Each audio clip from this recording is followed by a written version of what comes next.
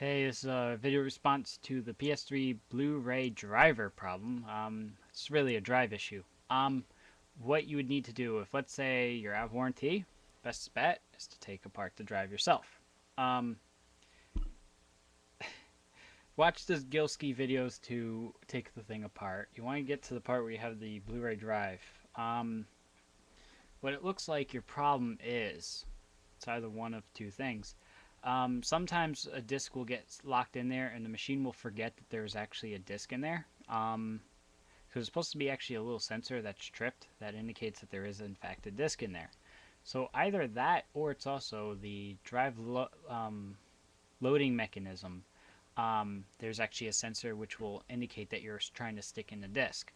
Either one of them could be knocked loose, or sometimes there's actually two little springs on the side of the drive, which actually they're like tension springs that will allow it to insert or remove a disc. Sometimes they come loose.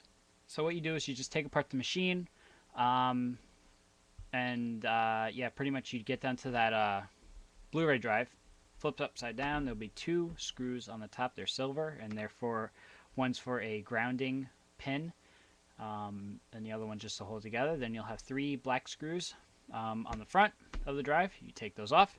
You bend the metal clip back a little bit, pull off the top. Then you'll get to the point where you'll actually see the drive. It's actually like a black covering. There'll be 5 screws. You remove those black 5 screws.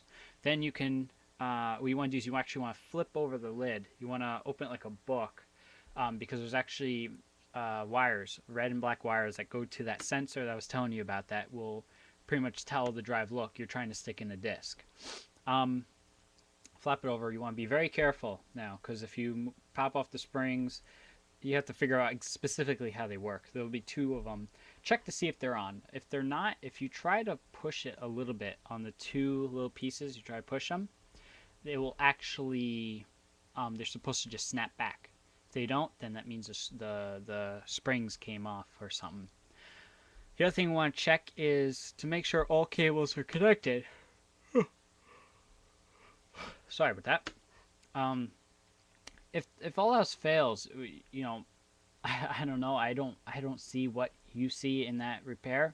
But I'm just telling you that pretty much it seems like a mechanical thing, because my drive used to do that. When I put it back together incorrectly, one of the springs on the left side it was off, and so I had to actually force the disc, and then it will eventually accept it.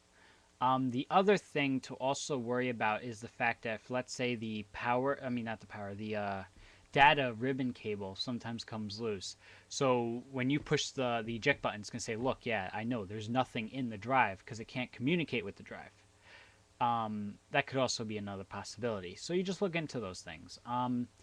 If it's a data cable, they're very cheap on eBay. You can always get another one. If it actually turns out that it's your motherboard and the clip itself is snapped off, you're going to have to improvise like I did. I was forced to electrical tape it down and put some weights on top of it.